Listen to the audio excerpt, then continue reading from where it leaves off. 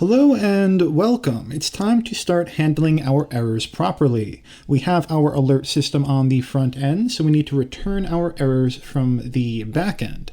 Let's get started by going into the server side. So do not be in front end, just on the server side.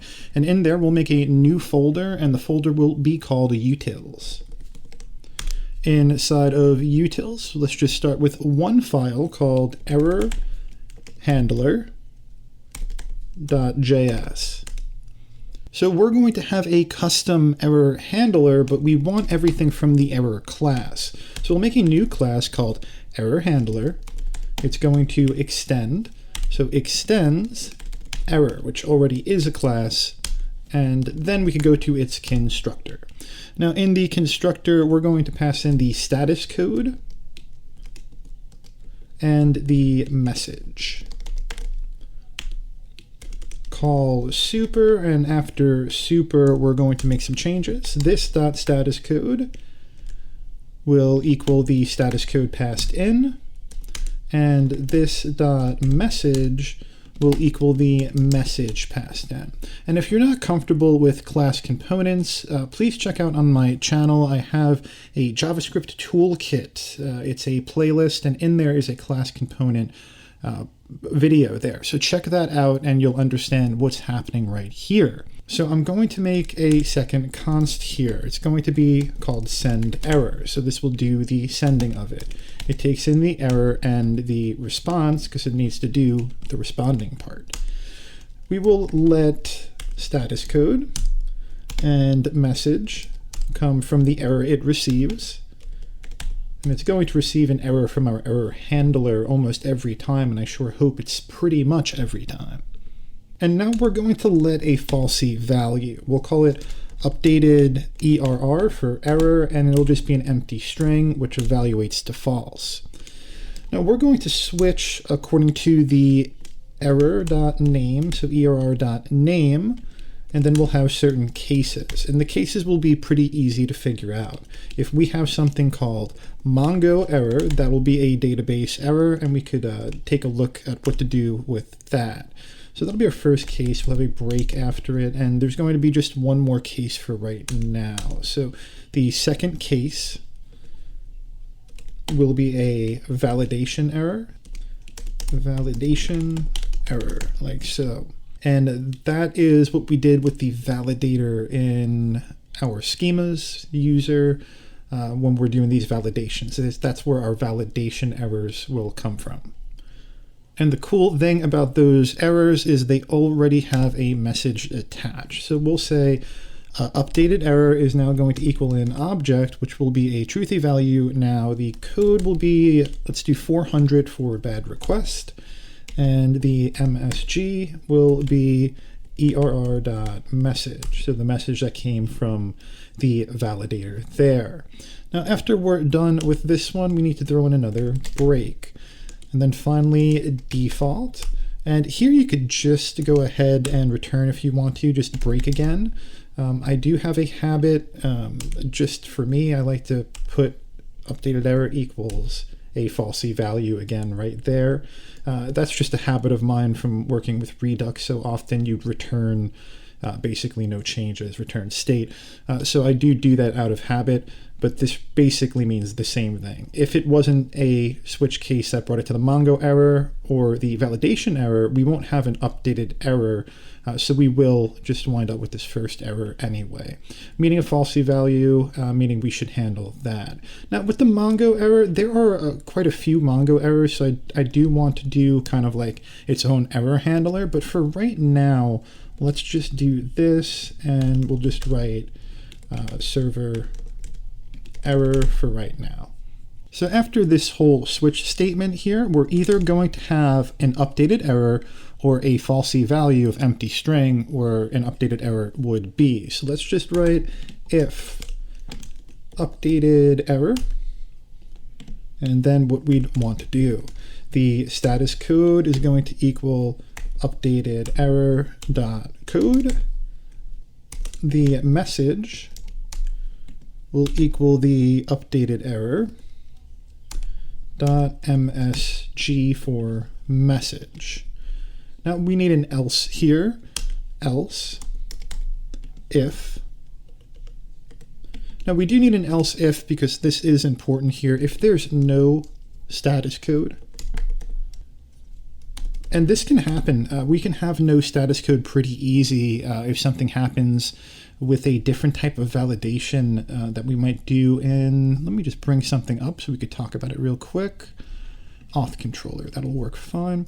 In auth controller, say right here, we wanted to encrypt a password. We're pushing password in there, but maybe we're pushing undefined into there. It doesn't really know to send a response that says 400 or something like that. So there'll be no error code there, status code there, and that would give us a problem. So if there's no status code, what are we going to do? And we're just going to set one up. We'll make a status code of 500, which is usually internal server error, and a message equal to there is an error, try again later. Something like that will be pretty normal for there being a server error. So all this set up just to do one very simple thing. res.status, that will be the status code, and then .json. We'll open up an object there. We'll have a status, and we'll just write error for the status. Or you could write failed too. I see that a lot.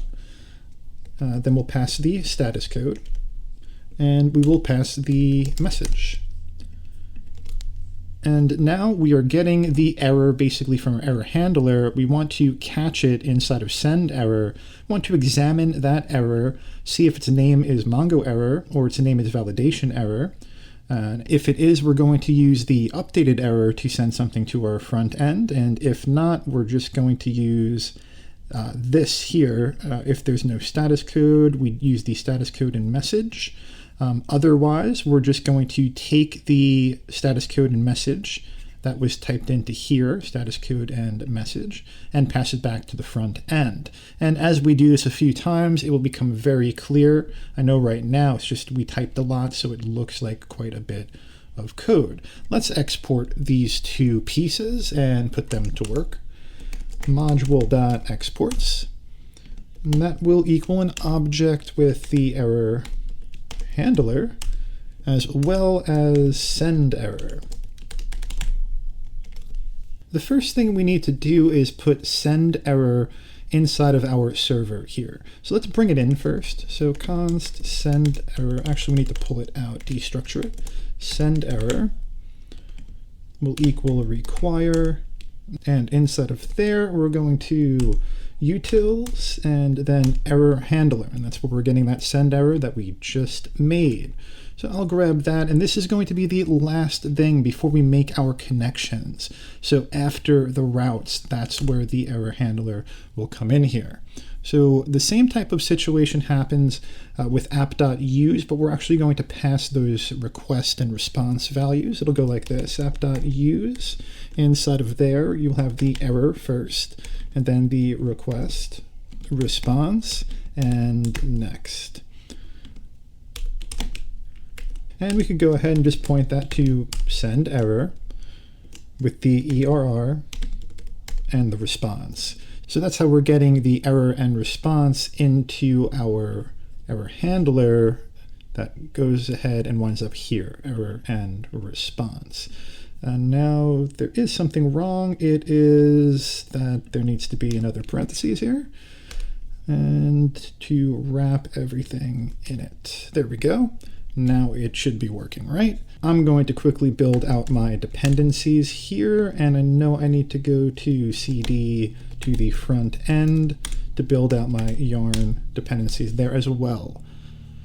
Now, with our error handler made and our send error set up in server, we can get to work here. Let's go to auth controller and start using our error handler. Let's bring it in with a const error, capital E, error handler, and that will equal require, and then we just need to find it. I think it's up one from here into utils. Great, error handler. Now we have it, and we could actually use it in here. I'm going to start with sign up. So move down to sign up, and we have our try catch going on. Now we can go ahead and give sign up a new value up here, new argument called next. We're going to use next in order to trigger our errors. So we have our email and password. And the first thing we need to check is if there is an email and password. So if there's no email, or there's no password, then what do? We're going to return. This is very, very important here. If you don't return, everything else will still happen. You need to return here to kill this function once it sees the error. So return next, and inside of next, pass a new error handler. And the error handler will get 400 for bad request. And please enter an email and password. Let's see if our new error works now. So we'll head to the front end into user actions. That's front end src, redux actions, user actions. Head right over there. And right now we're getting an error and then just console logging that error.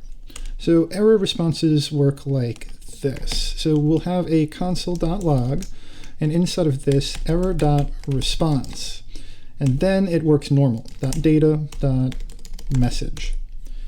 You could see kind of here, you have your res.data.user, it's not res.response, and errors, it's error.response.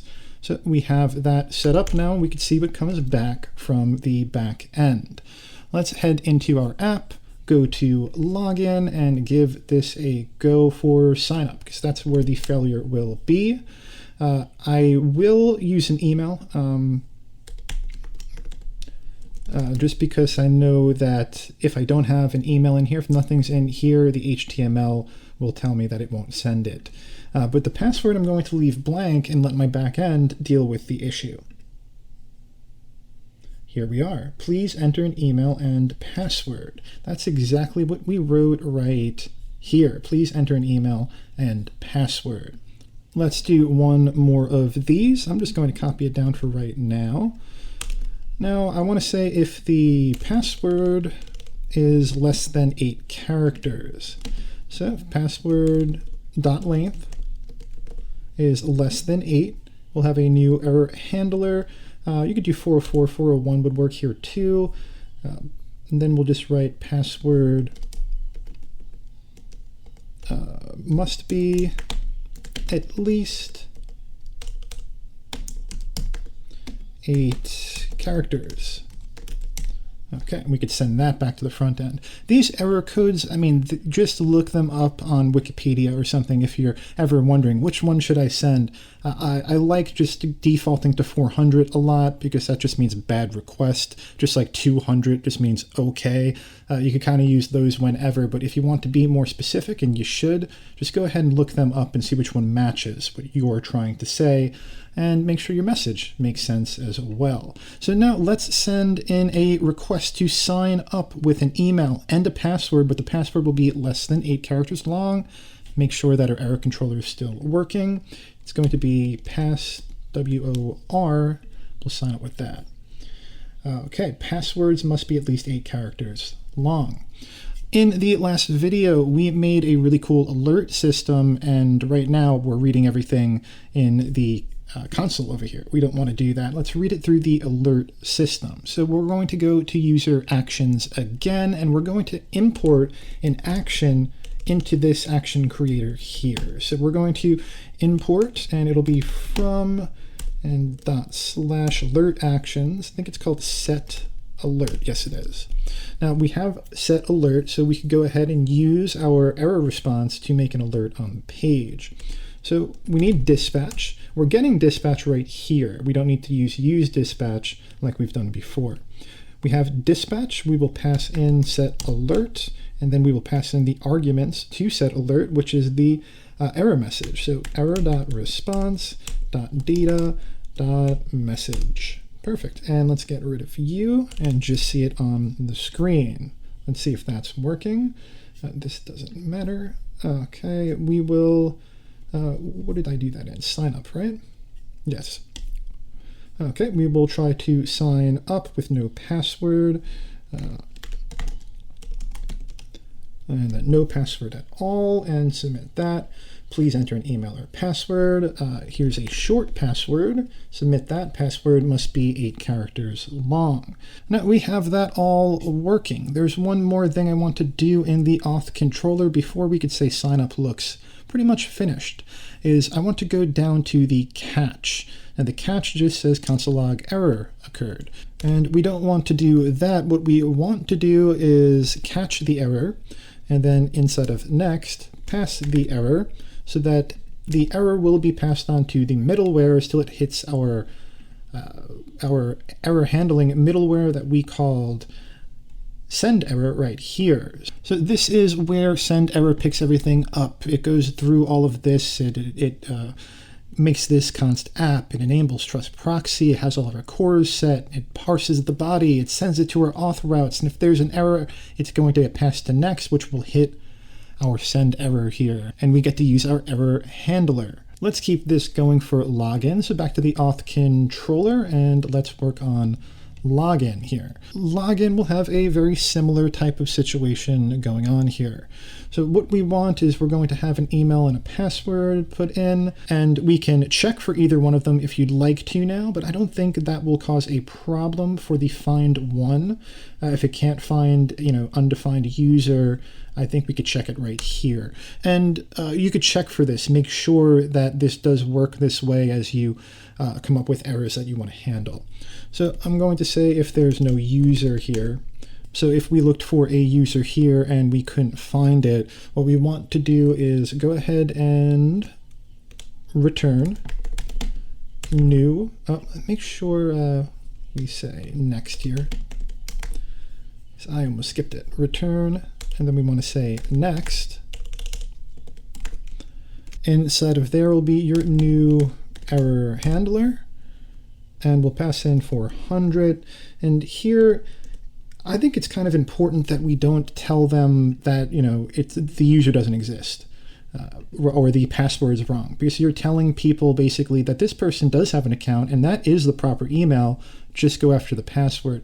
If they're kind of not sure if it's the email or the password, you make hacking an account a little more difficult. So we won't be specific that it is the email here. We'll write something like incorrect email or password, and that works just fine for me.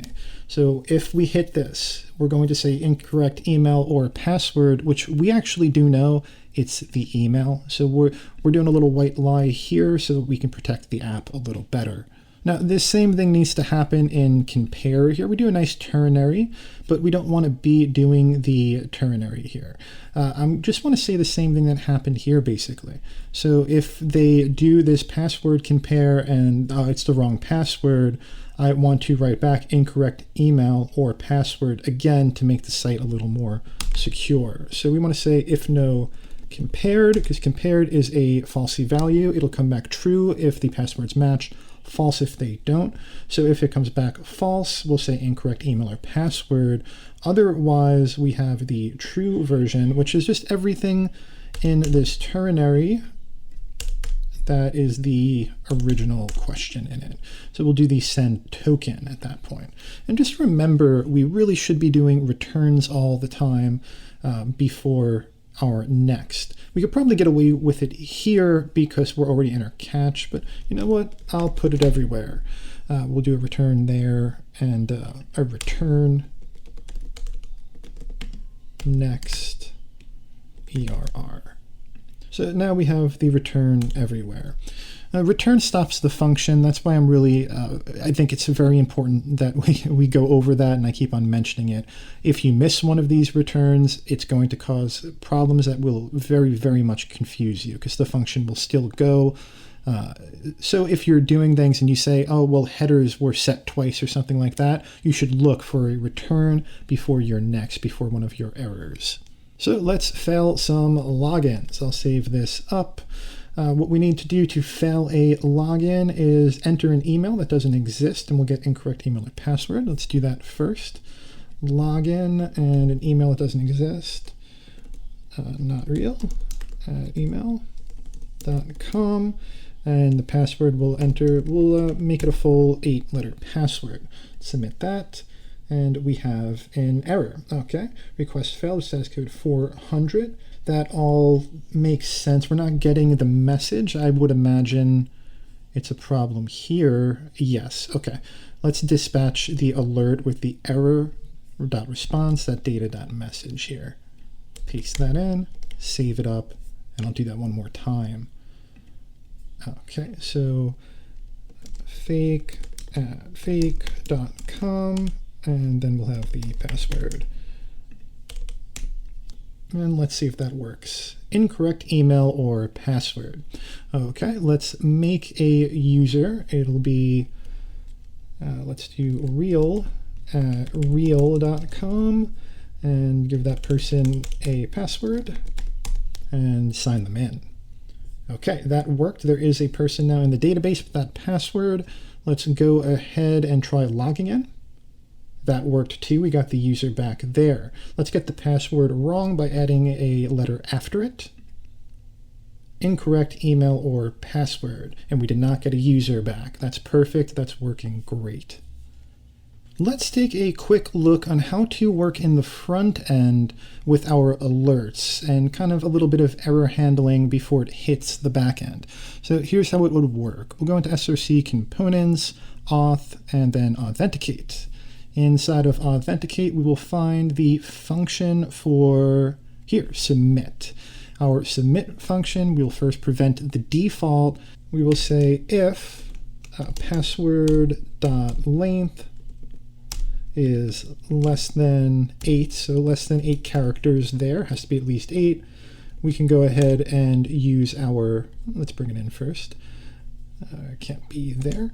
We're going to use our alert action, our set alert action. So set alert, that will come from up to into Redux actions, and then it's alert actions.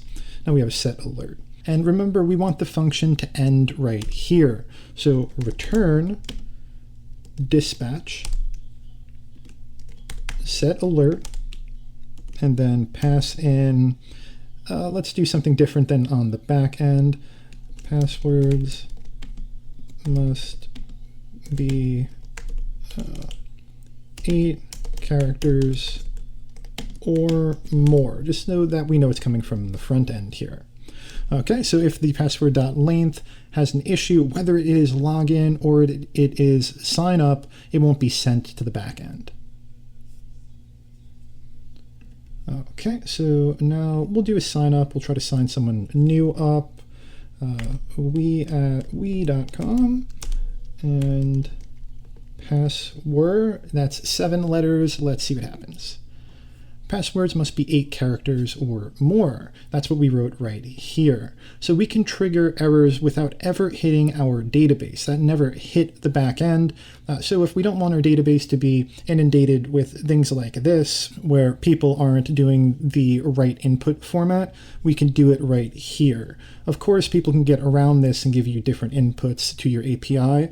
So I like handling it on the back end as well.